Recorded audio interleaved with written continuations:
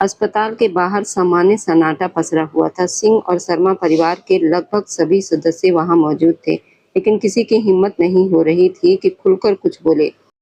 हर चेहरे पर घबराहट थी, हर नज़र किसी अनहोनी की आशंका से भरी हुई थी। कुछ देर पहले तक सब कुछ बिल्कुल सामान्य था, फिर अचानक ऐसा क्या हुआ कि सावित्री देवी को अस्पताल लाना पड़ गया। आखिर उनकी तबीयत इतनी तेजी से कैसे बिगड़ गई? डॉक्टरों के चेहरे भी गंभीर थे और बार-बार यही कह रहे थे कि उन्हें किसी भी तरह का मानसिक तनाव नहीं दिया जा सकता। लेकिन इस पूरे माहौल में एक शख्स ऐसा भी था, जिसकी नज़रें केवल डॉक्टरों पर नहीं बल्कि अपने ही परिवार के हर सदस्य के चेहरे पर टिकी हुई थी। वो था आर्यन सिंह, एक तेज-तर्रार पुलिस अधिकारी जिसकी आदत थी हर छोटी से छोटी बात के पीछे सच को ढूँढ निकालना। उसे साफ महसूस हो रहा था, यहाँ कुछ ऐसा ज़रूर है जो उससे छिपाया जा रहा है। परिवार के कुछ लोग उससे नज़रें चुरा रहे थे, कुछ ज़रूरत से ज़्यादा खामोश थे और कुछ की घबराहट सामान्य नहीं लग रही थी। दूसरी तरफ अस्पताल के गलियारे में खड़ी नैना शर्मा का हाल भी किसी से छिपा नहीं था। हमेशा बेफ़िक्री रहने वाली, हर समय हँसने और दूसरों को परेशान करने वाली, वह लड़की आज पहली बार पूरी तरह डरी हुई दिखाई दे रही थी। उसे अपनी दादी आंटी की चिंता तो थी, लेकिन उसे बिल्कुल अंदाज़ा नहीं था अगले कुछ मिनटों में उसकी ज़िंदगी ऐसा मोड़ लेने वाली है, जिसकी उसने कभी कल्पना भी नहीं की थी। जिस इंसान को वो हर समय खड़ूस, अकड़ू, जल्लाद कहकर चिढ़ाती थी, जिसके सामने आते ही उसकी सारी बहादुरी हवा हो जाती थी, उसी आर्यन सिंह का नाम अब उसकी किस्मत के साथ जोड़ा जाने वाला था। लेकिन सवाल सिर्फ इतना नहीं था, असली रहस्य तो ये था कि क्या सावित्री देवी सचमुच गंभीर रूप से बीमार थी या फिर इस अचानक आई बीमारी के पीछे कोई ऐसा राज छिपा था, जिसे पूरा परिवार मिलकर छिपाने की कोशिश कर रहा था। क्या ये सब महज एक संयोग था या फिर किसी ने पहले से ऐसी योजना बनाई थी, जिससे दो बिल्कुल अलग-अलग स्वभाव वाले लोगों की ज़िंदगी हमेशा के लिए एक दूसरे से बांध दी जाए? अगर सचमुच ऐसा था तो आखिर इस योजना का उद्देश्य क्या था? क्या आर्यन सिंह अपने ही परिवार की बातों पर भरोसा कर लेगा या उसकी तेज नज़रें उस सच्चाई तक पहुंच जाएगी, जिसे हर कोई उससे छिपाने की कोशिश कर रहा था? और अगर उसे सच पता चल गया तो क्या वो परिवार की इस चाल को स्वीकार करेगा या फिर सबके सामने ऐसा फैसला लेगा जिसकी किसी ने कल्पना भी नहीं की होगी? दूसरी तरफ नैना, जिसे अभी तक अपनी शरारतें और जिद ही सबसे बड़ी समस्या लगती थी, क्या वह उस रिश्ते को स्वीकार कर पाएगी जिसमें उसका सबसे बड़ा प्रतिनिधि ही उसका जीवन साथी बनने वाला था? दो जिद्दी स्वभाव, हर दिन की नोक-झोंक, हर मुलाकात में तकरार, हर बात पर होने वाली बहस, क्या यही सब आगे चलकर एक खूबसूरत रिश्ते की नींव बनेगा? या फिर ये कहानी किसी ऐसे तूफान की शुरुआत थी जो दोनों परिवारों की जिंदगी हमेशा के लिए बदल देने वाला था?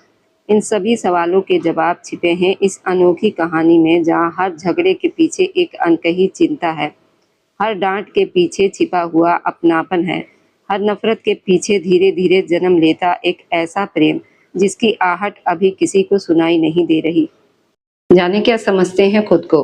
हर वक्त मुझ पर चिल्लाता रहता है। क्या मैं इसकी नौकरानी हूँ जो हर समय इसकी बातें सुनूं? नैना शर्मा सावित्री देवी के सामने गुस्से में बोलने लगी। सावित्री देवी उसके गुस्से पर हंस पड़ी, क्योंकि आर्यन सिंह कमरे के दरवाजे पर खड़ा उसकी सारी बातें सुन रहा था और सावित्री देवी उसे देख चुकी थी। ठीक है, गुस्सा मत करो, अब तुम दोनों बड़े हो गए हो, ये लड़ाई झगड़ा बंद करो। वह अपनी हंसी दबाते हुए बोली।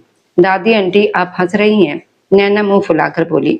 मुझे बताइए, क्या वही इस पूरे परिवार में सबसे बड़ा हकदार है, जो हर वक्त गुस्से में रहता है और हम बाकी लोगों को नीचा दिखाता है? बाकी सब तो उसके नखरे सह लेते होंगे, लेकिन नैना शर्मा उसके नखरे नहीं उठाने वाली। वह कमर पर हाथ रखकर लगातार बोलती जा रही थी। बहुत ज्यादा बोलती हो तुम, किसी दिन तुम्हारी ये जुबान बंद कर दूंगा। और दादी को क्या झूठी कहानी सुना रही हो? अपनी हरकतों के बारे में बताओ। आर्यन गुस्से में अंदर आया। नैना एकदम चुप होकर सावित्री देवी के पीछे खिसक गई। क्या तरीका है तुम दोनों का? तुम लोगों की दुश्मनी कब खत्म होगी? सावित्री देवी ने बेबस होकर कहा। दादी, इसकी हरकतें अब बर्दाश्त से बाहर है। सड़क पर खड़ी होकर राह चलते लोगों से बहस करती है। आर्यन ने आवाज थोड़ी धीमी की, लेकिन उसका लहजा अब भी सख्त था। क्या ये सच कह रहा है नैना? सावित्री देवी ने उसकी तरफ देखा। ऐसा नहीं है, दरअसल मैं जा रही थी तो, नैना झिझकते हुए बोली। लेकिन आर्यन ने उसकी बात बीच में ही काट दी। बस बहुत झूठ बोल लिया, दादी इसे समझाइए, घर से कम ही निकला करे, वरना इसकी टांगे तोड़कर घर में बिठा दूंगा। वह नैना को गुस्से से घूरते हुए बोला, अरे बच्ची है। सावित्री देवी अपने पोते का गुस्सा शांत करने की कोशिश कर रही थी।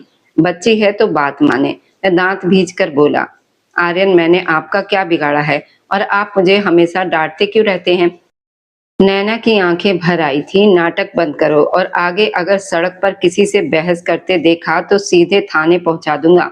वह गुस्से में अपने हाथ में पकड़ी लाठी दिखाते हुए बोला तो सावित्री देवी ने तुरंत उसे टोका, बच्चियों से ऐसे बात नहीं करते। नैना पैर पटकती हुई बाहर चली गई। तब आर्यन सावित्री देवी के पास बैठ गया और शर्मिंदा होकर बोला, सॉरी दादी, वो बिना डांट खाए समझती ही नहीं और आप सब में से किसी की बात भी तो नहीं सुनती। पापा और माधव अंकल ने इसे सिर पर चढ़ा रखा है। वो बहुत धीमी आवाज में बोला। दादी ने उसके सिर पर प्यार से हाथ फेरा। जानती हूँ, तुम्हारे अलावा इस परिवार में वो किसी से नहीं डरती, मगर कई बार तुम उसके साथ जरूरत से ज्यादा सख्ती कर देते हो। वह थोड़ी सी भोली है। वह उसे घूरते हुए बोली। आर्यन ने तुरंत कहा, थोड़ी नहीं दादी, बहुत ज्यादा भोली है। उसकी बात सुनकर सावित्री देवी हंस पड़ी। राजेश शर्मा की इकलौती बेटी है, बड़ी मिन्नतों के बाद पैदा हुई थी। आखिर हमारी पुरानी सहेली शारदा देवी की नातिन है। दादी ने याद दिलाया, सिंह परिवार और शर्मा परिवार पिछले 25-30 सालों से आमने सामने रहने वाले पड़ोसी थे। सावित्री देवी और शारदा देवी बचपन की सहेलियां थी, इसलिए दोनों परिवारों में अपनेपन का रिश्ता था। हाँ दादी, लेकिन लगता है भगवान ने इसे समझदारी देना भूल गए थे, आर्यन ने कहा तो दादी फिर से हंस पड़ी। आर्यन सिंह दादी सावित्री देवी के पैरों के पास बैठा बड़बड़ाया तो दादी ने हंसते हुए उसके सिर पर हल्की चपत लगा दी। वह तुमसे 10 साल छोटी है, वो मुस्कुराकर बोली। जी, मगर वह खुद को सबसे बड़ा समझती है, आर्यन ने नाराजगी भरे स्वर में कहा। सावित्री देवी उसकी बातों पर हंसने लगी। आपको तो अपनी भोली भाली सहेली की नातिन की हर बात पर हंसी आती है। सच में वो किसी मस्खरे से कम नहीं है। सावित्री देवी ने उसे फिर से आंखें दिखाई तो वह चुप हो गया, फिर अनुमति लेकर वहां से उठ गया। बुआ, आपकी फिर लड़ाई हो गई थी ना आर्यन से? प्रिया ने आकर पूछा तो नैना उसे घूरने लगी। तुम्हारा आर्यन कोई बहुत बड़ा योद्धा है क्या, जिसे मैं लड़ाई करूंगी? वह तो मुझसे डरता है, वह हमेशा की तरह बढ़ा चढ़ाकर बोली। हाँ, वह तो आपसे थर थर कांपता है। प्रिया ने व्यंग किया तो छोटी पूजा भी हंसने लगी। ज्यादा हंसने की जरूरत नहीं है, तुम दोनों के दांते तोड़ दूंगी, नैना गुस्से से बोली। हाँ, मगर आंटी को पापा बता रहे थे आपने फिर से किसी से झगड़ा किया था। प्रिया ने बात आगे बढ़ाई। सुनो, मेरी एक बात मानोगी? नैना ने दोनों को देखकर रहस्य भरे अंदाज में कहा। दोनों हैरान हो गई। अब वो क्या नया करने वाली है और कहीं उसके चक्कर में उन्हें डांट न पड़ जाए। डरने की जरूरत नहीं है, पहले मेरी बात सुनो। अगर काम करोगी तो तुम दोनों को 500-500 रुपए दूंगी। नैना ने हमेशा की तरह लालच दिया। 500 रुपए के लिए कौन डांट खाएगा? प्रिया ने नखरा दिखाया। तुम तो बहुत लालची होती जा रही हो। अच्छा ठीक है, 1000 रुपए मिलेंगे, लेकिन काम सही होना चाहिए। नैना ने कहा, ठीक है, जल्दी बताइए। दोनों खुशी से बोली। तुम दोनों को बस आर्यन के कमरे में जाकर एक चीज रख कर आनी है, उसने धीरे से कहा। नैना बुआ, कहीं कोई बम वम तो नहीं रखना? पूजा ने डरते हुए पूछा। अरे नहीं। नैना अपने कमरे में गई और वहां से फूलों का एक सुंदर गुलदस्ता लेकर आई। फिर उसने दोनों को थामते हुए कहा, ध्यान से सुनो। पूजा, तुम बाहर ही रुकना और प्रिया अंदर जाकर इसे रख कर आएगी। दोनों ने सिर हिला दिया। कुछ देर के बाद प्रिया अच्छी तरह इधर उधर देखकर आर्यन के कमरे में गई और उसके तकिए के पास फूलों का गुलदस्ता रखकर जल्दी से बाहर आ गई। शाम को जब आर्यन अपने कमरे में आया तो फूल देखकर हैरान रह गया, लेकिन ऊपर लगे कार्ड पर तान्या का नाम देखकर वह और भी चौंक गया। तान्या उसकी बुआ ललिता जी की बेटी थी, जो अक्सर अपने मामा के घर आया जाया करती थी। उसकी नैना और ईसा से भी अच्छी दोस्ती थी। अब इसे क्या हो गया, वह हैरानी से बोला, लेकिन कार्ड की लिखावट देखकर उसे जोर का झटका लगा। यह तो उस पगली की लिखावट है। वह कार्ड पर लिखा नाम देखकर बोला, कम से कम नाम तो किसी और से लिखवा लेती। उसने कार्ड अपनी जेब में रखा और फूलों का गुलदस्ता लेकर सीधे शर्मा परिवार के घर पहुंच गया, जो उनके घर से ठीक सामने था। दोनों परिवार पिछले 25-30 सालों से आमने सामने थे। सावित्री देवी तथा शारदा देवी बचपन की दोस्त के कारण दोनों घरों में परिवार जैसा रिश्ता था। नमस्ते चाची, कैसी हैं आप? वह अंदर आते ही मीना शर्मा से बोला, जो आंगन में माली को कुछ समझा रही थी। नमस्ते बेटा, मैं तो ठीक हूँ, तुम सुनाओ, आज कैसे आना हुआ? मीना ने प्यार से उसके सिर पर हाथ फेरते हुए कहा। आर्यन की उम्र उनके बेटे तुषार के बराबर ही थी, इसलिए वो उसे अपने बेटे जैसा ही मानती थी। नैना कहाँ है? उसने इधर उधर देखते हुए पूछा। अपने कमरे में होगी, लेकिन सब ठीक तो है ना? कहीं उसने फिर से कोई शरारत तो नहीं कर दी? मीना ने चिंतित होकर पूछा। शरारत नहीं, पूरा फूलों का गुलदस्ता भेजा है। उसने हाथ में पकड़ा गुलदान दिखाया। मीना पहले तो समझ नहीं पाई, फिर जब आर्यन ने कार्ड दिखाया तो वो माथा पकड़कर रह गई। अरे राम, इस लड़की का क्या करूं? वो परेशान होकर बोली। रहने दीजिए चाची, इसकी शरारतों का तो कोई इलाज नहीं है। आर्यन मुस्कुराकर बोला। फिर वह सीधा नैना के कमरे की तरफ बढ़ गया। कमरे में पहुंचा तो देखा कि नैना मोबाइल में ट्राइपॉड लगाकर वीडियो बना रही थी और प्रिया उसके पास बैठी थी। आज हम आपको एक नए और शानदार धारावाहिक के बारे में बताएंगे, जो रोमांस और कॉमेडी से भरपूर है। नैना कैमरे की तरफ देखकर पूरे उत्साह से बोल रही थी। तभी प्रिया की नजर दरवाजे पर खड़े आर्यन पर पड़ी और वह चौंक गई। लेकिन आर्यन ने होठों पर उंगली रखकर उसे चुप रहने का इशारा किया तो वह चुप हो गई। जी हाँ, इस धारावाहिक का नायक कौन है? क्या आप बता सकते हैं? मेरा सबसे पसंदीदा रोमांस का बादशाह आर्यन सिंह। नैना मुस्कुराते हुए पूरे जोश में बोली। तभी पीछे से आवाज आई, तो नायक मैं हूँ। आर्यन ने उसकी बात बीच में काटते हुए कहा। प्रिया और पूजा ने अपनी हंसी बड़ी मुश्किल से दबाई, लेकिन नैना शर्माकर बुरी तरह घबरा गई। आप यहाँ क्या कर रहे हैं? वह डरते हुए बोली, मगर उसकी ढिठाई अब भी कम नहीं हुई थी। अगर मैं ही इस कहानी का नायक हूँ तो फूल किसी और के नाम से क्यों भेजे गए? आर्यन सिंह गुस्से में दांत भींचकर बोला। क्या मतलब? मैं क्यों फूल भेजूंगी? नैना हकलाते हुए बोली। नाम तो किसी और से लिखवा लेती। पगली कहीं की, अगर किसी और ने ये फूल देख लिए होते तो बेचारी तानिया का रिश्ता टूट सकता था। आर्यन उसके सामने आकर बोला। नैना घबराकर पीछे हट गई। मैं ऐसा क्यों करूंगी? बस बहुत हो गया, तुम ऐसे नहीं सुधरने वाली। आर्यन ने उसकी बात काट दी। अब नैना सच में डर गई थी। प्रिया, पूजा, फूल किसने रखे थे? आर्यन ने सख्त आवाज में पूछा। दोनों ने एक दूसरे को देखा और फिर नैना की तरफ देखने लगी। मुझे क्यों देख रही हो? नैना ने गुस्से से उन्हें घूरा। बेचारियां पूछ रही हैं कि सच बताए या नहीं, आर्यन ने नाराज होकर कहा। दोनों ने सिर झुका लिया तो नैना को उनकी बेवकूफी पर और गुस्सा आया।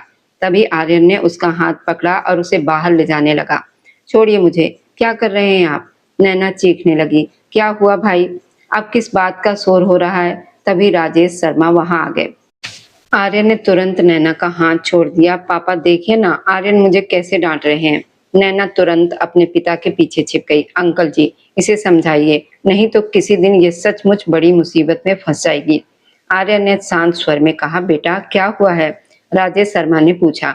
तभी अनिल वहां आ गया और बोला। पापा, नैना बुआ ने आपके कमरे से फूल लेकर आर्यन को ईशा दीदी के नाम से भेज दिए थे। फूल? कौन से फूल? राजेश शर्मा हैरानी से बोले। वही फूल जो महेश अंकल देकर गए थे। अनिल ने सारी बात बता दी तो राजेश शर्मा भी हैरान रह गए। बेटा माफ कर दो इसे, अभी बच्ची है, वह समझाने लगे। अंकल जी, ये हद कर देती है। अगर किसी और ने फूल देख लिए होते तो बेचारी तानिया का बना बनाया रिश्ता टूट सकता था। आर्यन ने नैना को घूरते हुए कहा, जो अब उसके गुस्से से बचने के लिए पीछे खिसक रही थी। अभी तो मैं जा रहा हूँ आपकी इज्जत की वजह से, लेकिन अगर इसने फिर से कोई ऐसी हरकत की तो मुझसे नहीं बच पाएगी। वो चेतावनी देकर बोला। आर्यन बेटा, ये तो सच में बहुत शरारती है। इसके पापा और भाइयों ने इसे सिर पर चढ़ा रखा है। मीना शर्मा भी परेशान होकर बोली। ये सुनकर आर्यन थोड़ा शांत हुआ, लेकिन फिर भी गुस्से में वहां से चला गया। तुम क्या कर रही थी? क्यों उसके गुस्से को बार बार भड़काती रहती हो? राजेश शर्मा ने उसे डांटने की कोशिश की। पापा, आप भी उस जल्लाद से डरते हैं ना, तभी तो वो खुद को बहुत बड़ा समझने लगा है। आर्यन के जाते ही नैना फिर से शुरू हो गई, लेकिन उसे नहीं पता था कि आर्यन अभी पूरी तरह गया नहीं था। उसे कुछ याद आया था और वो वापस मुड़ आया था। अंकल जी, प्रकाश शर्मा जी आपके बारे में पूछ रहे थे, कल मेरे ऑफिस में आए थे। आर्यन की आवाज सुनते ही नैना एकदम चुप हो गई और बिजली की तरह अपने कमरे की तरफ भागी। जल्दबाजी में उसका पैर भी अटक गया। क्या हुआ लड़की? देख कर चला करो, कोई तूफान नहीं आया है। राजेश शर्मा ने उसकी चीख सुनकर वहीं से कहा। आर्यन उनसे अनुमति लेकर चला गया। उसके जाते ही नैना ने अपनी भतीजी की क्लास लगानी शुरू कर दी। बुआ, मुझे माफ कर दो, सच में मैंने कुछ नहीं किया। आर्यन भैया ने मुझे देखते ही डरा दिया था, इसलिए मैं डर गया। अनिल अपने कान छुड़ाने की कोशिश करते हुए बोला। क्यों? उसके सामने आते ही तुम सबकी बोलती बंद क्यों हो जाती है? शर्म आनी चाहिए। नैना शर्मा के भतीजे इतने डरपोक हो सकते हैं, किसी ने सोचा भी नहीं होगा। वह तीनों को गुस्से से देखते हुए बोली। तभी प्रिया हंसते हुए बोली, बुआ, नैना शर्मा भी तो आर्य भैया को देखते ही दौड़ लगा देती है। ये सुनते ही पूजा और अनिल जोर से हंस पड़े, जबकि नैना उन्हें घूर कर रह गई। प्रिया ने धीरे से कुछ कहा, क्या कह रही हो? जोर से बोलो। पैसे किसने लिए थे? चलो अब वापस करो। नैना शर्मा ने उसका कान पकड़ते हुए कहा, अच्छा अच्छा छोड़िए ना। प्रिया बात टालने लगी। जैसे ही नैना ने उसका कान छोड़ा, वह भागकर बाहर निकल गई। नैना अपना सिर पकड़कर बैठ गई। उधर सावित्री देवी अपने पड़ोसी विराज और अपने बेटे माधव को देखकर बोली, मैंने तो इस लड़की को संभालने का एक उपाय बताया है और कुछ नहीं। आंटी, अभी तो इन दोनों की लड़ाइयाँ ही खत्म नहीं होती। शादी के लिए कैसे मानेंगे? विराज ने हैरानी से पूछा। अरे नैना को तुम सबने सिर पर चढ़ा रखा है ना। माँ ठीक कह रही है, उसे सिर्फ आर्यन ही संभाल सकता है, नहीं तो वह जिस घर की बहू बनेगी ना, वहां सब परेशान हो जाएंगे। ललित जी ने भी सावित्री देवी की बात का समर्थन किया। बात तो सही है, लेकिन इन्हें मनाएंगे कैसे? राजेश शर्मा परेशान होकर बोले। सिंह परिवार और शर्मा परिवार पिछले 25-30 सालों से आमने सामने रहने वाले पड़ोसी थे। सावित्री देवी और शारदा देवी की बचपन की दोस्ती ने दोनों परिवारों को एक रिश्ते में बांध रखा था। सावित्री देवी मुस्कुराई। वह सब मुझ पर छोड़ दो, फिलहाल तो दोनों को शादी के लिए राजी करने का मेरे पास एक और शानदार उपाय है, और शादी के बाद तो दोनों खुद ही मान जाएंगे। उनकी बात सुनकर सब उत्साह से उन्हें देखने लगे। बस तुम सबको मेरे इस नाटक में साथ देना होगा, खासकर आर्यन के सामने। पुलिस अधिकारी होने की वजह से मेरा पोता जरूरत से ज्यादा समझदार है। उन्होंने धीरे से कहा तो सबने उनकी बात से सहमति जताई। और एक बात, घर की किसी भी महिला को इस योजना के बारे में नहीं पता चलना चाहिए, वरना आर्यन के सामने सारा राज खोल देंगी। विराज ने भी अपनी राय दी। सबने एक दूसरे की बात मान ली। इस तरह आर्यन सिंह और नैना शर्मा की शादी की योजना बनाई गई। चूंकि दोनों परिवारों में कोई रक्त संबंध नहीं था और केवल सावित्री देवी तथा शारदा देवी की पुरानी दोस्ती का रिश्ता था, इसलिए सबको ये रिश्ता उचित लगा। कुछ ही देर के बाद ललित जी तेजी से बाहर आए। महेश, जल्दी गाड़ी निकालो, माँ की तबीयत अचानक खराब हो गई है। वो घबराए हुए अंदर की तरफ दौड़ गए। घर की सभी महिलाएं भागती हुई सावित्री देवी के कमरे की ओर पहुंची। क्या हुआ माँ, ठीक तो है ना? नैना भी घबराकर दौड़ती हुई आई, लेकिन सावित्री देवी आंखें बंद किए बिस्तर पर लेटी हुई थी। राजेश शर्मा ने तुरंत उन्हें सहारा देकर उठाया और माधव ने भी मदद की। अनिल दौड़ता हुआ आया। राजेश शर्मा के तीनों बेटे भी वहां पहुंच गए, जिन्हें थोड़ी देर पहले ही बाहर भेजा गया था। अचानक तबीयत खराब होने की खबर से पूरे घर में अफरा तफरी मच गई। अस्पताल पहुंचते ही आर्यन को फोन किया गया। वह अपना सारा काम छोड़कर तुरंत वहां पहुंच गया। दादी की तबीयत कैसी है? उसने डॉक्टर को देखते पूछा। इनका रक्तचाप बहुत बढ़ा हुआ है और दिल की धड़कन भी सामान्य नहीं हो रही। लेकिन अचानक ऐसा क्या हुआ? डॉक्टर ने कहा। आर्यन ने अपने पिता विक्रम सिंह की तरफ देखा। उसके चेहरे पर शक साफ दिखाई दे रहा था। विराज ने नजरें चुरा ली। तभी ललित जी ने कुछ सोचकर बहाना बनाया। वह, दरअसल क्या हुआ? आप सब इतने चुप क्यों हैं? मुझसे कुछ छिपा रहे हैं क्या? आर्यन ने सबको गौर से देखते हुए पूछा। युग और तुषार भी अपने बड़े बुजुर्गों को हैरानी से देखने लगे, क्योंकि ऐसा सवाल किसी ने नहीं उठाया था। लेकिन आर्यन सिंह हर छोटी बड़ी बात की तह तक पहुंचने में माहिर था। आखिरकार ललित जी ने हिम्मत करके कहा, दरअसल माँ ने अपनी एक इच्छा जताई थी, लेकिन राजेश भाई ने साफ मना कर दिया। कौन सी इच्छा? आर्यन ने तुरंत पूछा। विराज और राजेश शर्मा दोनों परेशान नजर आने लगे। माँ चाहती थी कि तुम्हारी शादी नैना से हो जाए, ताकि वह इस लड़की की चिंता से मुक्त हो जाए। लेकिन राजेश भाई ने कहा है कि तुम दोनों का स्वभाव बिल्कुल अलग है। ललित जी बहुत सावधानी से झूठ बोल रहे थे और इसी बात से माँ की तबीयत बिगड़ गई। आर्यन ने गहरी सांस ली और बोला, आप लोगों को लगता है ये समय उन्हें परेशान करने का था? वैसे ही दादी की तबीयत जल्दी खराब हो जाती है और आप लोग ऐसे विषय उनके सामने ले आए। उसकी बात सुनकर सबने राहत की सांस ली, क्योंकि उन्हें लगा उसने ललित जी की कहानी पर विश्वास कर लिया है। तब विराज झिझकते हुए बोला, बेटा मैं कैसे हाँ कर देता? तुम नैना को पसंद नहीं करते और नैना बहुत नटखट लड़की है। मुझे नहीं लगता वह तुम्हारे साथ आसानी से रह पाएगी। आर्यन कुछ क्षण चुप रहा, फिर शांत स्वर में बोला, ठीक है, आपकी बात भी अपनी जगह ठीक है, लेकिन दादी को साफ मना करने की क्या जरूरत थी?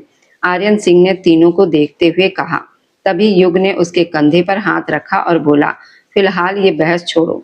घर चलकर बात करेंगे। आर्यन चुप हो गया। तभी डॉक्टर बाहर आए और बोले, सावित्री देवी को होश आ गया है। आप सब उनसे एक एक करके मिल सकते हैं, लेकिन ध्यान रहे उनके सामने ऐसी कोई बात मत कीजिए जिससे उन्हें तनाव हो। दिल बहुत कमजोर है, इसलिए उन्हें बिल्कुल परेशान ना करें। सबने सिर हिलाकर सहमति जताई, जबकि आर्यन सबकी हर हरकत पर नजर रखे हुए था। वह हर बात की तह तक पहुंचने का आदी था।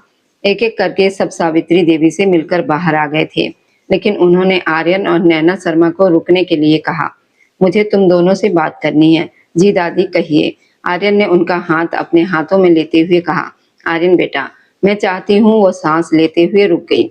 आप आराम कीजिए, तबीयत ठीक हो जाए फिर आराम से बात कर लेंगे। आर्यन ने मुस्कुराने की कोशिश की। दूसरी तरफ नैना बहुत डरी हुई थी। खासकर आर्यन की मौजूदगी में वह और घबरा रही थी। हालांकि ऊपर से वह दादी आंटी की चिंता करती हुई दिख रही थी। आर्यन, तुम नैना से शादी कर लो। मैं अपनी आंखों के सामने इसे इस घर की बहू बनते हुए देखना चाहती हूँ। मैं अपनी इस मासूम बच्ची को किसी अनजान घर में भेजकर। सावित्री देवी की आवाज भर गई। आर्यन पूरी शांति से उनकी बात सुन रहा था, लेकिन नैना एकदम घबरा गई। दादी आंटी, मैं आर्यन से बिल्कुल शादी नहीं करूंगी। वह तुरंत बोल उठी। चुप रहोगी? आर्यन ने उसे घूर कर कहा। बेटा आर्यन, तुम मेरी बात समझ रहे हो ना? सावित्री देवी फिर से सांस लेने लगी। जी मैं समझ गया। आप पहले ठीक हो जाइए, फिर जैसा आपका मन होगा वैसा ही होगा। आर्यन ने उन्हें दिलासा दे दिया। नहीं बेटा, मेरी जिंदगी का कोई भरोसा नहीं है। मैं बस आज ही तुम दोनों को अपने सामने शादी के लिए तैयार होते हुए देखना चाहती हूँ। आर्यन कुछ पल के लिए चुप रह गया, जबकि नैना घबराकर बाहर निकल गई। बाहर आते ही विराज ने उसके उतरे हुए चेहरे को देखकर पूछा, क्या हुआ बेटा? देखिए ना बड़े पापा जी, दादी आंटी मेरी शादी करवाना चाहती हैं, वह भी इस जल्लाद से जो मुझे देखते ही डांटना शुरू कर देता है। नैना लगभग रोते हुए बोली। तभी तुषार ने उसे समझाते हुए कहा, नैना तुम्हें पता नहीं है, पापा और बड़े पापा जी की इसी बात पर बहस हुई थी, उसी वजह से तुम्हारी दादी आंटी अस्पताल में है। अगर तुम्हें उनकी बात नहीं मानी तो उनकी तबीयत फिर से बिगड़ सकती है। डॉक्टर ने साफ कहा है कि उन्हें कोई दुख या तनाव नहीं देना चाहिए, नहीं तो उन्हें दिल का दौरा फिर पड़ सकता है। वह बात अधूरी छोड़कर चुप हो गया। ये सुनकर नैना और ज्यादा रोने लगी। आखिरकार सावित्री देवी की खुशी और उनकी सेहत को देखते हुए दोनों परिवारों ने आर्यन और नैना की शादी के लिए सहमति दे दी। दोनों परिवारों के बीच पहले से ही गहरा अपनापन था, क्योंकि सिंह परिवार और शर्मा परिवार के पिछले 25 सालों से पड़ोसी थे और सावित्री देवी तथा शारदा देवी बचपन की सहेलियां थी। हालांकि इस फैसले से खुश सब थे, सिवाय आर्यन और नैना के। अगले दिन सावित्री देवी बिल्कुल स्वस्थ और प्रसन्न दिखाई दे रही थी, लेकिन आर्यन की तेज नजरों से वह खुद थोड़ा घबरा रही थी, क्योंकि आर्यन काफी कुछ समझ चुका था। फिलहाल वह चुप हो गया था। अब घर चले दादी? आर्यन ने मुस्कुराकर कहा। हाँ बेटा, लेकिन ये डॉक्टर लोग मेरी जान ही नहीं छोड़ते। तुम ही कहो ना इन्हें कि मुझे घर जाने दें, ताकि मैं अपने बच्चों के साथ कुछ अच्छे दिन बिता सकूं। वह भावुक होकर बोली। ठीक है दादी। आर्यन ने डॉक्टर से बात की और उन्हें छुट्टी मिल गई। सब खुशी खुशी घर लौट आए। इधर नैना गुस्से में कमरे में चक्कर लगा रही थी। मैं किसी को नहीं छोड़ूंगी। मेरी शादी इस जल्लाद से करके सब कितने खुश हैं। वह बड़बड़ाई। गुस्से में उसने अपने पापा राजेश शर्मा की कार उठाई और घर से निकल गई। वह लगभग 80 किलोमीटर प्रति घंटे की रफ्तार से गाड़ी चला रही थी। उस दिन सड़क पर सामान्य से ज्यादा ट्रैफिक था। एक जगह सिग्नल खराब था, लेकिन नैना तेजी से गाड़ी निकालकर आगे बढ़ा ले गई। उधर आर्यन सड़क पर खड़ा एक वरिष्ठ अधिकारी के काफिले का इंतजार कर रहा था। तभी उसकी नजर उस कार पर पड़ी और उसने तुरंत पहचान लिया कि वह राजेश शर्मा की गाड़ी है। गाड़ी में नैना को देखकर उसका माथा ठनक गया। उसने तुरंत अपने थाने के इंस्पेक्टर आदित्य राज को फोन किया। रास्ते में इस गाड़ी को रोको। जी सर, अभी रोकता हूँ। आदित्य राज तुरंत सतर्क हो गया। मैं भी पहुंच रहा हूँ। आर्यन ने फोन काटा और एक पुलिसकर्मी की बाइक पर बैठकर वहां से निकल गया। कुछ ही देर में नैना की गाड़ी रोक ली गई। आखिरकार मेरा कसूर क्या है? मुझे क्यों रोका गया है? नैना गुस्से में बोली। मैडम, हमारे एसीपी साहब आते ही होंगे, आप उनसे पूछ लीजिए। आदित्य राज ने शांत स्वर में कहा। कहाँ है तुम्हारे एसीपी? मैं अभी उनकी खबर लेती हूँ। तुम लोग जानते नहीं मैं कौन हूँ। नैना हमेशा की तरह रोक झाड़ने लगी, लेकिन तभी सामने से आते आर्यन सिंह को देखकर उसकी आवाज गले में अटक गई। ये सब क्या हो रहा है? आर्यन बाइक से उतरते हुए बोला। नैना उसे देखकर घबरा गई। देखिए ना, आर्यन वो बोल ही रही थी कि आर्यन ने बीच में ही टोक दिया, चुप रहो, तुमसे नहीं इंस्पेक्टर आदित्य से पूछ रहा हूँ। उसके ठंडे स्वर से नैना एकदम सकपका गई। वो मुंह फेर कर बड़बड़ाई, नाम तो आदित्य राज है, लेकिन बात किसी और से कर रहे हैं। उसकी बात आर्यन ने साफ सुन ली, लेकिन कुछ नहीं कहा। आदित्य राज ने तुरंत पूरी जानकारी दी। सर, उन्होंने तेज रफ्तार में गाड़ी चलाई, सिग्नल तोड़ा और जब हमने गाड़ी रोकने की कोशिश की तो पुलिस वाहन से टक्कर हो गई, जिससे उसकी हेडलाइट टूट गई। क्या? आर्यन हैरान रह गया। वो दरअसल गाड़ी के ब्रेक ठीक से काम नहीं कर रहे थे। नैना डरते हुए बोली, जब गाड़ी संभालनी नहीं आती तो चलाने की क्या जरूरत थी? आर्यन ने सख्त स्वर में कहा, फिर अपनी कार की तरफ इशारा करके बोला, अब बहस बंद करो और सीधा मेरे साथ घर चलो। उसकी गाड़ी थोड़ी दूर पर ही खड़ी थी। नैना मजबूरी में उसे देखती रह गई। नैना मुंह फुलाकर आर्यन सिंह के पीछे आ गई। मेरी गाड़ी? वह कुछ कहने ही वाली थी कि आर्यन ने उंगली दिखाकर उसकी बात बीच में ही रोक दी। चुपचाप गाड़ी में बैठो, फिलहाल गाड़ी वहीं रहेगी। शुक्र मनाओ कि तुम्हें जेल नहीं भेजा गया। वह उसे गाड़ी में बैठाते हुए बोला। आर्यन की आवाज धीमी थी, लेकिन सख्ती साफ दिखाई दे रही थी। नैना बड़बड़ाई, बस इसलिए तुम मेरे होने वाले पति बने हैं कि मुझे हथकड़ी लगा सके?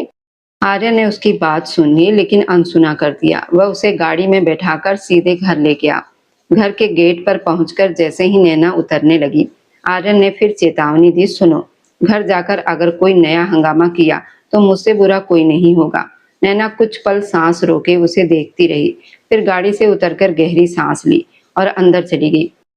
अगले दिन सुबह सुबह नैना का मूड पहले से ही खराब था। वो जैसे ही ताऊजी के घर की तरफ गई, सामने लॉन में बैठे आर्यन सेन पर उसकी नजर पड़ गई। आर्यन चाय पीते हुए मोबाइल पर बात कर रहा था। नैना उसे देखते ही उल्टे पांव वापस लौट गई। उसे डर था कहीं वो फिर से कल वाली बात शुरू ना कर दे। आर्यन ने उसे देख लिया था, लेकिन जाहिर नहीं किया। थोड़ी देर के बाद नैना ने अपना मोबाइल देखा तो उस पर आर्यन की कई मिस कॉल पड़ी थी। वह घबरा गई, लगता है उसने मुझे देख लिया था। उसने स्क्रीन पर सेव किया हुआ नाम देखकर बड़बड़ाया, जल्लाद। फिर बोली, रहने देती हूँ, करता रहे कॉल। बड़ा आया हुक्म चलाने वाला, इतना परेशान करूंगी कि खुद ही तंग आ जाएगा। ये कहकर उसने मोबाइल साइड पर रखा और तैयार होने चली गई। आर्यन ने पूरे दिन दोबारा फोन नहीं किया, लेकिन शाम को उसने नैना की 15 साल की भतीजी प्रिया के नंबर पर फोन कर दिया। जी अंकल, बुआ मेरे सामने ही खड़ी है। प्रिया ने तुरंत बता दिया, जरा बात करवाओ उनसे। आर्यन ने हल्के व्यंग से कहा, बुआ आर्यन अंकल का फोन है। प्रिया ने स्पीकर ऑन करके मोबाइल उनकी तरफ बढ़ा दिया। नैना उसे घूर कर रह गई। तुम जाओ यहाँ से, उसने मोबाइल लेते हुए कहा। तभी स्पीकर से आर्यन की आवाज आई, मैडम, अगर आपके पैरों में अभी मेहंदी नहीं लगी है तो अपनी गाड़ी थाने से आकर ले जाइए। नैना ने आंखें बंद कर ली। दिल ही दिल में वह उसे बहुत कुछ सुनाने लगी। एक छोटी सी गलती पर उसने उसकी गाड़ी जब्त कर ली थी। मेहंदी तो आपके हाथों और पैरों में भी नहीं लगी है। आर्यन साहब, अगर गाड़ी घर छोड़ जाएंगे तो आपका ही भला होगा, नहीं तो मैं पापा जी से शिकायत कर दूंगी। नैना ने तुरंत जवाब दिया। उसकी बात सुनकर आर्यन ने अपनी मुट्ठियां भींच ली। और अगर मैं खुद आया तो तुम्हारे हाथों में सचमुच मेहंदी लगाकर जाऊंगा, फिर अंकल जी हो या तुम्हारी भतीजी, कोई भी आर्यन सिंह से जीत नहीं पाएगा। उसकी चुनौती सुनकर नैना कुछ पल के लिए सचमुच घबरा गई, क्योंकि वह जानती थी आर्यन जो कहता है वह करके दिखाता है। आर्यन जी, मैं वह कुछ कहने ही वाली थी कि उसने फिर बात काट दी। बहाने मत बनाओ, और तुम्हारा मोबाइल कहाँ था? वह सख्त आवाज में बोला। यही कहीं होगा। यही नहीं, नैना ने बात टालने की कोशिश की। पूरा दिन वीडियो देखने और सोशल मीडिया चलाने में नहीं भूलती, तब सब याद रहता है। आगे अगर तुम्हें ऐसे फालतू कामों में समय बर्बाद करते देखा तो मोबाइल के लिए तरस जाओगी। आर्यन ने डांटते हुए कहा। नैना मुंह बनाकर रह गई। अब क्या मोबाइल भी छीन लोगे? वह नाराज होकर बोली, घर आकर तुम्हारी खबर लेती हूँ, आर्यन ने कहा और उसकी अगली बात सुने बिना फोन काट दिया। फोन करते ही नैना गुस्से से प्रिया की तरफ मुड़ी। इस लड़की की बच्ची, बिना मुझसे पूछे कैसे बता दिया कि मैं यहीं खड़ी हूँ? वह उसे मारने के लिए दौड़ी। अरे भगवान! प्रिया चिल्लाई और भागकर अपने पापा के पीछे छुप गई। अगर मैं झूठ बोलती तो आर्यन अंकल फिर मुझे डांटते। वह सफाई देने लगी। तभी उसके बड़े भाई ने आगे आकर पूछा, क्या हुआ? अब इसने क्या कर दिया? पापा, आर्यन अंकल का फोन आया था तो मैंने बुआ से बात करवा दी, बस इतनी सी बात है। प्रिया अपने पिता के पीछे छिपकर बोली, तो उसमें बुरी बात क्या है? उसके भाई ने हैरानी से पूछा, जबकि नैना अब भी गुस्से से उसे घूर रही थी। वह हैरान होकर उसे देखने लगा। आर्यन मुझे हर समय डांटते रहते हैं। नैना शर्मा पैर पटकते हुए रोने लगी। ये और आर्यन कहना बंद करो, शादी के बाद अच्छा नहीं लगता। मीना शर्मा ने तुरंत टोका। आप तो ऐसे कह रही हैं जैसे शादी कोई कांच का सामान हो जो एक शब्द बोलते ही टूट जाएगी। नैना भर्राई हुई आवाज में बोली, नहीं, ये तो ऐसे बोल रही है जैसा नैना का सब्र का बांध हो जो हर समय टूटने को तैयार रहता है। उसके सबसे छोटे भाई ने व्यंग किया, जो उसे 3 साल बड़ा था। आप सब मेरे दुश्मन हैं। आज के बाद मैं किसी से बात नहीं करूंगी। अभी जाकर पापा और दादी को सब बताती हूँ। वह सबको धमकी देने लगी, मुझे नहीं करनी इस बदतमीज इंसान से शादी। उसकी बात पर सब हंस पड़े तो वह गुस्से में बाहर निकलते हुए बोली, हर समय आर्यन को परेशान करती रहती हो और कोई काम नहीं तुम्हें। तुम्हारी इसी रोज की नोक-झोंक की वजह से तुम दोनों की शादी तय हुई है। ईसा सिंह की बात सुनकर वह हैरान रह गई। क्या? वह दोनों हाथ कमर पर रखकर बोली, और क्या? सबको लगा कि तुम किसी की बात नहीं मानती, इसलिए तुम्हें मेरे भाई के जिम्मे कर दिया गया। ईसा के अंदाज पर तान्या ने अपनी हंसी दबा ली। मैं तुम्हारे इस खड़ूस और अकड़ू भाई से शादी नहीं करूंगी। उसे लड़कियों से बात करने की भी तमीज नहीं। उसका आखिरी शब्द मुंह में ही रह गया, क्योंकि तभी उसने सामने आर्य सिंह को आते देख लिया था। अनिल को गाड़ी लेने क्यों भेजा था? आर्यन ने उसकी बात पूरी तरह नजरअंदाज करते हुए पूछा। वो मैंने सोचा। नैना कुछ कहने लगी। सोचना बंद करो और अपने काम खुद किया करो। आर्यन ने उसकी बात बीच में ही काट दी। ईशा और तान्या के हंसते चेहरे देखकर नैना को और बुरा लगने लगा। और तुम दोनों इतना क्यों हंस रही हो? चलो यहाँ से। तीनों छत की सीढ़ियों पर बैठी थी। आर्यन के बोलते ही ईशा और तान्या नीचे चली गई। तुम रुको, उसने नैना की तरफ इशारा किया। नैना मन ही मन घबरा गई, लेकिन ऊपर से बहादुरी दिखाते हुए वहीं खड़ी रही। क्या कह रही थी अभी? खड़ूस, अकड़ू और जिसे बात करने की तमीज नहीं। आर्यन धीरे धीरे उसके करीब आता हुआ बोला, ना नहीं, मैं आपके लिए थोड़ी कह रही थी, किसी और के लिए कह रही थी। नैना जबरदस्ती मुस्कुराकर बात घुमाने लगी। किसी और के लिए? कौन है वो? आर्यन उसे घूरते हुए बोला। आर्यन के इतने पास आने से नैना सहम गई और नजरें चुराकर पीछे हट गई। आगे से अगर किसी के सामने ऐसी बातें की तो मैं तुरंत शादी की बाकी रस्में भी पूरी करवा दूंगा, फिर बैठकर ढोल बजाना और मेरी बुराइयों के गीत गाना। नैना अच्छी तरह जानती थी ये कोई खाली धमकी नहीं थी। अब जाऊं? वह मुंह बनाकर बोली। क्यों? क्या श्रीमती जी मेरी सेवा करोगी? आर्यन ने व्यंग से कहा। मैं आपकी सेवा क्यों करूं? जैसे आप मेरे बहुत नखरे उठाते हैं। वो बड़बड़ाई। आर्यन ने मुड़कर उसकी तरफ देखा तो वह तुरंत पैर पटकती हुई वहां से चली गई। उसे जाते देखकर आर्यन के होठों पर हल्की मुस्कान आ गई। कुछ दिनों के बाद रात के खाने पर सब बैठे थे। योगेश की शादी हो रही है, अब तुम भी शादी के बारे में सोचो। तुम्हारी उम्र का तुषार है और उसके बच्चे भी बड़े हो रहे हैं। सावित्री देवी ने आर्यन को छेड़ा। शुक्र है आज आपने युग भैया को मुझसे छोटा नहीं बताया, वरना हर बार मुझे ही सबसे बड़ा साबित करके शादी की सलाह देती हैं। आर्यन खाना खाते हुए बोला, माँ ठीक कह रही हैं, अब शादी कर लो। ईशा की शादी के बाद घर और सूना हो जाएगा। विराज ने भी कहा, जिस तरह आपने मेरा रिश्ता तय किया है उसके बाद फिलहाल शादी की बात ना करें तो बेहतर है। आर्यन की बात सुनकर सावित्री देवी थोड़ी हैरान हुई। आप लोगों ने जो भी बीमारी का नाटक करके मुझे फंसाया था उसे थोड़ा समय तक सहन भी कीजिए, ताकि मैं खुद को इस झल्ली लड़की के लिए तैयार कर सकूं, आर्यन ने कहा।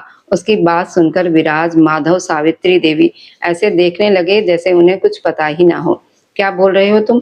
माँ के बारे में ऐसी बातें? विराज ने बनावटी गुस्से से डांटा। बेटा, खाना तो ठीक से खा लो। सुनीता सिंह ने उसे उठते देखकर कहा, बस निकल रहा हूँ, देर हो रही है। आर्यन कुर्सी से उठते हुए बोला और बाहर चला गया। सच तो ये था कि उससे कोई बात ज्यादा देर तक छिपी नहीं रह सकती थी। आर्यन सिंह बाहर आया तो सामने गेट पर नैना शर्मा को अनिल के साथ खड़ा देखकर उसकी तरफ बढ़ गया। देखो, पैसे मैं दे दूंगी, बस मेरा काम कर देना। नैना अनिल को कुछ समझा रही थी। किस बात के पैसे? आर्यन ने आते ही पूछा। आर्यन भैया, वह दरअसल अनिल कुछ कहने ही वाला था कि नैना ने तुरंत उसकी बात काट दी। तुम जाओ जाओ। उसने अनिल को जल्दी से वहां से भेज दिया। अनिल के जाते ही नैना बोली, वो एक गरीब आदमी की बात कर रहा था, उसे खाने के लिए पैसे चाहिए थे, आप दे दीजिए, मुझे बाद में उसे देने हैं। आर्यन ने उसे हैरानी से देखा, फिर जेब से पैसे निकालकर उसकी तरफ बढ़ा दिए। नैना ने नोट गिने और तुरंत मुंह बना लिया। ये क्या, सिर्फ 500 रुपए? इससे कौन खाना खाता है? एक आदमी को खाना खाने हैं, वह भी किसी साधारण रेस्टोरेंट में। तुम उसे किसी 5 सितारा होटल में तो नहीं ले जाने वाली हो। आर्यन ने तीखे स्वर में कहा। तो क्या गरीब लोगों का हक नहीं कि वह अच्छी जगह खाना खाए? नैना ने तुरंत जवाब दिया। पुलिस वाले खुद तो पैसों का हिसाब नहीं देते और जब उनकी बारी आती है तो एक एक रुपए का हिसाब पूछते हैं। इतना कहकर उसने आर्य का बटुआ उसके हाथ से छीन लिया। आर्यन उसकी इस हरकत पर हैरान रह गया। नैना ने अपनी मर्जी से कुछ नोट निकाले और फिर बटुआ वापस उसके हाथ में थमा दिया। ऐसे मत देखिए, शादी के बाद वापस कर दूंगी, वह गर्व से बोली। कब? शादी के बाद? आर्यन ने भौवें चढ़ाई।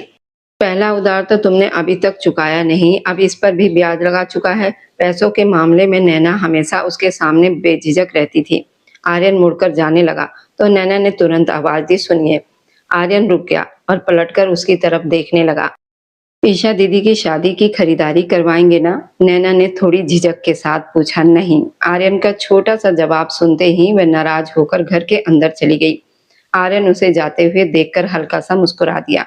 मुझे उसकी डांट बिल्कुल पसंद नहीं और वह तो बहुत ज्यादा डांटता है। सच कहूं तो बहुत घमंडी है, किसी को कुछ समझता ही नहीं। उस दिन नैना अपनी सहेलियों पायल और सुहानी के साथ बाजार गई हुई थी और लगातार आर्यन की बुराइयां किए जा रही थी। उसकी दोनों सहेलियां हंसी रोक रही थी क्योंकि नैना की हर बात आखिरकार आर्यन पर ही आकर खत्म होती थी। तभी नैना ने अचानक गाड़ी को ब्रेक लगाए और उसकी कार सामने चल रही थी। एक पुलिस वाहन से टकरा गई। कुछ ही देर में पुलिसकर्मी तीनों लड़कियों को थाने ले आए। पूरी बात सुनिए, आपको इस तरह अचानक गाड़ी नहीं रोकनी चाहिए थी।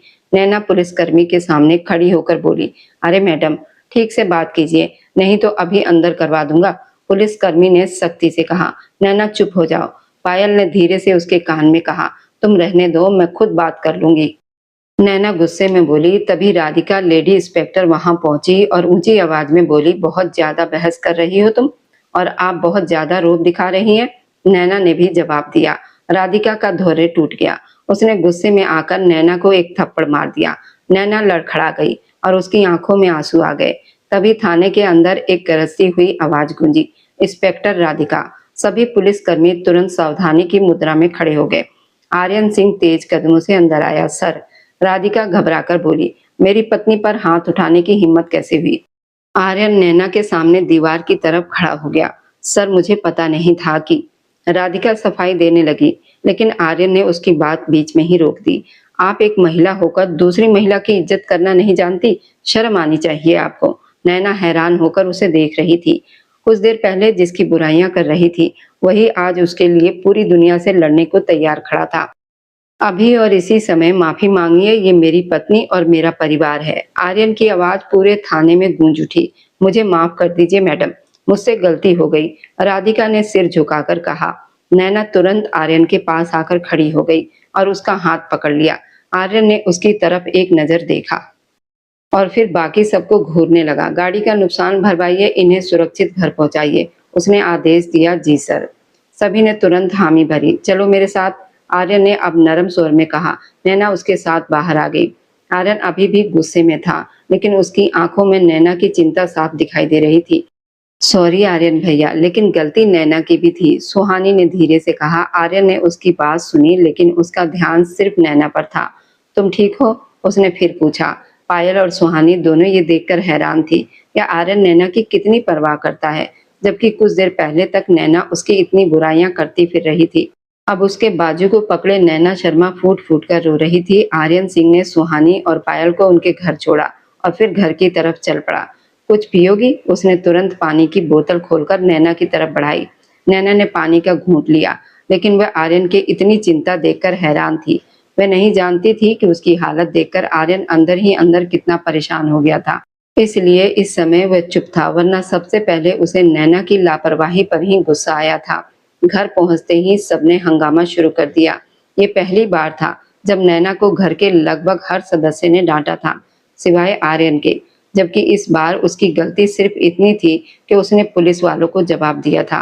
क्या जरूरत थी गाड़ी चलाने की? तुम्हें कितनी बार मना किया है कि इस तरह अकेले गाड़ी लेकर मत निकला करो। ऊपर से पुलिस से बहस करके नया झगड़ा खड़ा कर लिया। क्या वह तुम्हें राजेश शर्मा की बेटी समझकर छोड़ देते? इस बार राजेश शर्मा भी उसकी हरकत पर बहुत नाराज थे। नैना धीरे से आर्यन के पीछे जाकर खड़ी हो गई। सब मुझे ही डांटते हैं, किसी को मेरी चिंता नहीं है। वह रोते हुए बुदबुदाई, गलती तुम्हारी है ना, फिर किसे डांटे, किससे पूछकर गाड़ी लेकर गई थी? राजेश शर्मा ने ऊंची आवाज में कहा। बस कीजिए अंकल जी, अब गुस्सा मत कीजिए, मैंने इसे बहुत समझा दिया है, अब आप भी इसके पीछे पड़ गए हैं। आर्यन पहली बार नैना पर गुस्सा करने के बजाय उसका पक्ष ले रहा था। शायद वो उस रिश्ते का असर था जो जल्द ही शादी के बंधन में बदलने वाला था। वह उसकी तकलीफ अब पहले की तरह नजरअंदाज नहीं कर पा रहा था। भाभी इसे अंदर ले जाइए, आर्यन ने युग की पत्नी से कहा तो वह नैना को अंदर ले गई। मुझे तो आज तुमने हैरान कर दिया, उसकी इतनी बड़ी गलती पर तुम शांत रहे। युग ने आर्यन से कहा, आप सब इसे डांट रहे हैं, लेकिन उस महिला अधिकारी ने नैना को थप्पड़ मारा था, मैं कैसे चुप रह सकता था? आर्यन ने गंभीर स्वर में जवाब दिया, बेटा मैं तो यही कहता हूँ, ये लड़की हर किसी से उलझ पड़ती है। राजेश शर्मा ने इस बार धीमी आवाज में कहा, खैर जो भी हो, अब जल्दी शादी की तैयारी करो, अपनी जिम्मेदारी संभालो, इसे सिर्फ तुम ही संभाल सकते हो। युग ने हल्के व्यंग में कहा, लगता है अब बहन की 2 वक्त की रोटी भी आप लोगों को बोझ लगने लगी है। पहले जब मैं कहता था कि बेटी है, इतना जिद्दी मत बनाइए, तो आप सबको मेरी बात बुरी लगती थी। आर्यन ने मुस्कुराकर कहा, तो सब चुप हो गए। बात 2 वक्त की रोटी की नहीं आर्यन, तुम जानते हो इस घर में हर किसी की जान इसमें बसती है। तुषार ने धीरे से कहा। आर्यन ने उसके कंधे पर हाथ रखा, चिंता मत करो, अब ये मेरी जिम्मेदारी है और मैं इसे हमेशा पूरी ईमानदारी से निभाने की कोशिश करूंगा। आर्यन ने सबको भरोसा दिलवाया और वहां से चला गया। कुछ दिनों के बाद ईसा सिंह और योगेश की शादी थी। पूरे परिवार को खरीदारी के लिए बाजार जाना था। सावित्री देवी के बहुत कहने पर आर्यन भी सबके साथ चला आया। देखो मुझ पर ये झुमके कैसे लग रहे हैं, नैना ने पीछे मुड़कर पूछा, लेकिन सामने आर्यन को खड़ा देखकर घबरा गई। बुआ ये तो आर्यन फूफा जी ही बताएंगे, प्रिया ने मुस्कुराकर शरारत से कहा। नैना ने उसे घूर कर देखा, आप ही बताइए ना। प्रिया वहां से चली गई तो नैना ने आर्यन से पूछा, बहुत सुंदर लग रहे हैं, आर्यन ने गंभीरता से कहा। नैना ने तुरंत मुंह बना लिया, आपको तारीफ करना भी नहीं आता, घर चलो फिर खूब तारीफ करता हूँ। आर्यन ने हल्की धमकी भरे अंदाज में कहा, तारीफ करेंगे या फिर मेरी खिंचाई? आपकी बात तो ऐसी लग रही है जैसे मुझे गोली मार देंगे। नैना ने हमेशा की तरह बिना सोचे बोल दिया, लेकिन अगले ही पल आर्यन की आंखों में आई शक्ति देखकर सहम गई। मेरे साथ आओ, आर्यन ने उसके कंधों के चारों तरफ हाथ रखते हुए कहा। नैना एक पल के लिए चुप रह गई। वह उसे साथ लेकर आगे बढ़ गया। इसे हटाइए ना, मुझे अजीब लग रहा है, नैना ने उसका हाथ हटाते हुए कहा। आर्यन ने तुरंत अपना हाथ पीछे कर लिया। चलो आज तुम्हारी भी खरीदारी करवा देता हूँ, उसने शांत स्वर में कहा। वह उत्साहित हो गई। हाँ चलो, आर्यन सिंह ने संक्षेप में कहा तो वो खुश हो गई। अभी किसी ने देख लिया तो सब मजाक उड़ाएंगे। वह एकदम रुक गई। किसकी हिम्मत है कि आर्यन सिंह की पत्नी का मजाक उड़ाए? आर्यन ने उसका हाथ पकड़कर अपने साथ ले जाते हुए कहा था, मगर वह शर्म से लाल हो रही थी। बहाने बनाने लगी, लेकिन आर्यन किसी की सुनता ही कब था। उसकी मानता वह उसे अपने साथ ले जाकर खरीदारी करवाने लगा था। वह बहुत खुश हुई थी। ईसा सिंह की शादी की रस्में शुरू हो गई थी और सबने फैसला किया था उसकी शादी के 1 हफ्ते के बाद नैना शर्मा की विदाई कर दी जाएगी। नैना बड़ी मुश्किल से सामान्य हुई थी। वह बस लड़कियों के साथ संगीत के रस्मों में शामिल थी, मगर बार बार उसका ध्यान कहीं और जा रहा था। पिछले 2-3 दिनों से आर्या भी बहुत व्यस्त था, इसलिए उसे कहीं दिखाई नहीं दिया था। 2-3 दिनों से आर्या भी बहुत व्यस्त था, इसलिए उसे कहीं दिखाई नहीं दिया था। ना ही उसने नैना को डांटा था। शायद वह इस सब को याद कर रही थी। सफेद कुर्ते और काली जींस में वह सबसे अलग दिखाई दे रहा था। लो तुम्हारा सख्त मिजाज पति आ गया, जिसे तुम कब से ढूंढ रही हो। तान्या ने जैसे ही आर्यन को अंदर आते देखा, शरारत से उसे कोहनी मारकर कहा। नैना ने अनायास दरवाजे की तरफ देखा था। ऐसा कुछ नहीं है, मैं क्यों उन्हें ढूंढूंगी, ये खुद मुझे ढूंढते हुए यहाँ तक आ जाएंगे, उसने अपनी शर्म छुपाते हुए इतराकर कहा। वह सीधी उनकी तरफ आया तो नैना फिर शर्मा गई। मोबाइल, आर्यन ने उनकी तरफ मोबाइल बढ़ाकर कहा तो वह और झोंक गई। उसे सबके बीच कुछ लेना बहुत अजीब लगा। आर्यन तुषार की बात सुनने में इतना व्यस्त था कि आगे कुछ कह ही नहीं पाया। मोबाइल लो, ईसा को दे दो, उसका है। काफी देर के बाद उसने अपनी बहन की तरफ इशारा करके कहा। तब तान्या ने एकदम मोबाइल ले लिया और जाकर दुल्हन बनी ईसा को दे दिया। नैना का मुंह बन गया। वह न जाने क्या सोचकर शर्मा रही थी। मगर इस इंसान का ध्यान कहीं और ही था। वह अपना लहंगा संभालती हुई उठी और अंदर जाने लगी। नैना बेटा, ऊपर ईसा के कमरे से गोटे वाला दुपट्टा ले आओ, जरा उसे उड़ा देते हैं। ताई के कहने पर वह बड़बड़ाती हुई ईसा के कमरे की तरफ बढ़ गई। मैं ही इनका इंतजार कर रही हूँ, इन्हें तो मैं सामने भी दिखाई नहीं दे रही। वह कमरे में पहुंची तो चौंक गई। आर्यन उसके सामने दोनों बाजू सीने पर बांधे खड़ा था। आप यहाँ क्या कर रहे हैं? वह घबराकर बोली। तुम्हारा इंतजार। आर्यन ने उसकी तरफ हाथ बढ़ाते हुए कहा। वह नासमझी में उसे देख रही थी। क्या करें? आर्यन ने खुद उसका हाथ पकड़कर उसकी उंगली में अंगूठी पहना दी। अरे, ये तो वही अंगूठी है जो मैंने पसंद की थी। वह अपने हाथ में अंगूठी देखकर खुशी से बोली। आपको कैसे पता? वह नजरें झुकाकर बोली। मुझे सब पता है। वह उसे अपनी तरफ खींचकर बोला। क्या कर रहे हैं? हटिए। वह शर्म से सिमट गई। उसके गाल लाल हो गए थे। वैसे भी मैं आपसे नाराज हूँ। वह मुंह फेर कर बोली। ये कोई नई बात तो नहीं है। खैर, किस बात पर नाराज हो? आर्यन के इस अंदाज पर नैना उसे घूरने लगी। मतलब ठीक है, बताओ क्यों नाराज हो? उसने अपना लहजा बदलकर कहा। आपको खुद समझना चाहिए। वह उसे खुद से दूर करके जाने लगी। तुम बहुत खूबसूरत लग रही हो और ये कपड़े तुम पर बहुत अच्छे लग रहे हैं। आर्यन ने मुस्कुराकर कहा तो नैना के कदम वहीं रुक गए। आर्यन सिंह ने कुछ याद आने पर कहा। सच? हाँ। नैना शर्माकर उत्साह से बोली, लेकिन अगले ही पल मुंह फुलाकर बैठ गई। बात दरअसल कुछ और ही थी। आर्यन ने अपनी उंगलियों से माथा दबाते हुए सोचना शुरू किया। छोड़ो ना, आपको समझ नहीं आएगी। नैना ने मुंह बनाकर कहा। मुझे तुम्हारी याद आ रही थी, इसलिए सोचा तुम्हारी बातें सुन लो। आर्यन उसके चेहरे के करीब झुककर बोला, मगर वह नहीं जानता था कि नैना तो यही सुनना चाहती थी। अब मैं तुमसे शादी करके सारे बदले लेने वाली हूँ। वह खुद को छुड़ाने की कोशिश करने लगी, मगर आर्यन ने उसे अपनी बाहों में भर लिया। नैना हल्का सा मुस्कुरा दी, क्योंकि आर्यन के सीने पर सिर रखकर उसे एक अजीब सा सुकून महसूस हुआ था। ये कहानी केवल एक जिद्दी और शरारती लड़की तथा एक सख्त स्वभाव वाले पुलिस अधिकारी की नोक-झोंक की कहानी नहीं थी, बल्कि दो बिल्कुल अलग स्वभाव के लोगों के बीच छुपे हुए उस शांत प्रेम की कहानी थी, जहां गुस्से के पीछे चिंता, डांट के पीछे सुरक्षा और झगड़ों के बीच एक अनोखा अपनापन मौजूद था। नैना का बेफिक्री, जिद्दी, लापरवाह स्वभाव कई बार हद से आगे बढ़ गया, जिसकी वजह से वह खुद को और अपने आसपास के लोगों को मुश्किलों में डालती रही। दूसरी तरफ आर्यन सिंह का सख्त व्यवहार, हर बात पर नियंत्रण रखने की आदत और आदेश देने का अंदाज कई बार लोगों को अच्छा नहीं लगता था, लेकिन उसके चरित्र की सबसे बड़ी खूबी ये थी कि वह अपनी जिम्मेदारियों, अपने प्रेम और अपने प्रियजनों की सुरक्षा के मामले में कभी पीछे नहीं हटा। कहानी ये एहसास दिलाती है कि प्रेम हमेशा मीठे शब्दों में ही व्यक्त नहीं होता।